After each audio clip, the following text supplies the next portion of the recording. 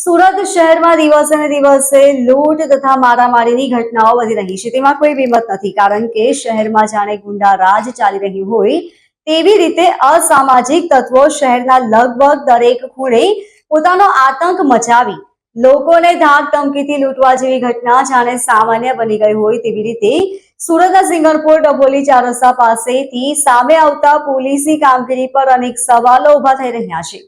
સુરત શહેરમાં જ્યારે પોલીસ અને પોલીસ સ્ટેશનો નથી અને સુરત શહેર પોલીસ ક્યાં ખોવાઈ ગઈ હોય તેવી રીતે સતત ક્રાઇમની ઘટનાઓ સુરતમાં વધી રહી છે અને અસામાજિક તત્વો જાણે બેફામ બનીને પોતાની લુખાગીરી બતાવી જાનથી મારી નાખવાની ધમકી આપી લૂંટી લેવા જેવી અનેક ઘટનાઓને અંજામ આપી રહ્યા છે। ત્યારે આવી છે ઘટના સુરતના સિંગરપુર વિસ્તારમાં આવેલા ડભોલી ચાર રસ્તા સામે બનવા પામી હતી। એમાં અસામાજિક તત્વો દ્વારા એક યુવક ઉપર હુમલો કરવામાં આવ્યો હતો અને એ પણ એકવાર બે વાર નહીં પરંતુ ત્રીજી વાર હુમલો કરવામાં આવ્યો છે। છતાં પણ સિંગરપુર પોલીસ સમગ્ર ઘટનાને નજરઅંદાજ કરી રહી છે અને આ વિસ્તારમાં અસામાજિક તત્વો ઉપર પોલીસનો કોઈ જ ડર ન રહ્યો હોય તેવું લાગી રહ્યું છે। મહત્વનું છે કે અગાઉ પણ આ યુવક ઉપર હુમલો કરવામાં આવ્યો હતો અને ત્યારે યુવક દ્વારા ફરિયાદ આપવામાં આવી હતી જે હાલ ફરિયાદ કોર્ટ સુધી પહોંચી છે અને કોર્ટમાં સમાધાન કરવા માટે યુવકને વારંવાર ધાક ધમકી પણ આપવામાં આવી હતી પરંતુ સમાધાન ન કરવાથી સામાજિક તત્વો ઉશ્કેરાયા હતા અને યુવક ઉપર હુમલો કર્યો હતો।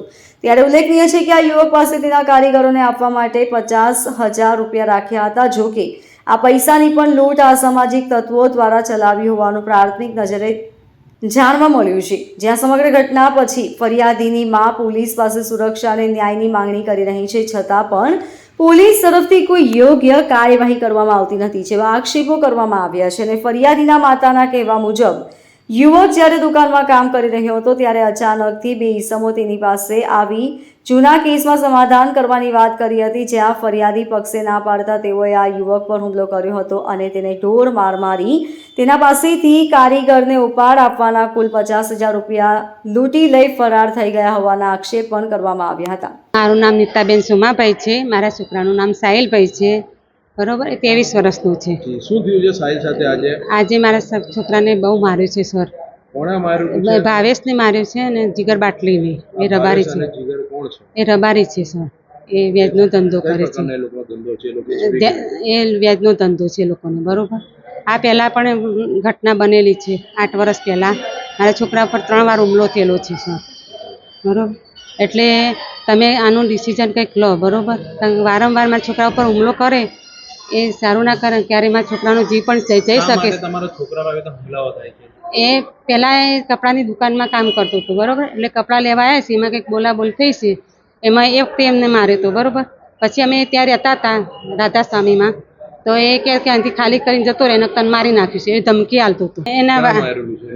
એને માથામાં વાર્યું છે અને હાથે ફ્રેક્ચર પગે વાગ્યું છે, પગે પણ માર્યું છે સર, બરોબર। અને મારા છોકરાને છે ને ખિસ્સામાં આજે 7મ 8મનો તહેવાર છે ને તો કારીગરોને પેમેન્ટ આપવાનું હતું તો 50,000 ગુમ થયેલા છે એના ખિસ્સામાંથી, બરોબર। એટલે તમે મારે રિક્વેસ્ટ એટલી જ છે પોલીસને કે તમે આ કંઈક ડિસિઝન લો ને કે વારંવાર મારા છોકરાનો હુમલો કરે છે ક્યાંક મારા છોકરાને કંઈક થઈ ગયું તો કોણ જવાબ? Bureau report LK star news Surat.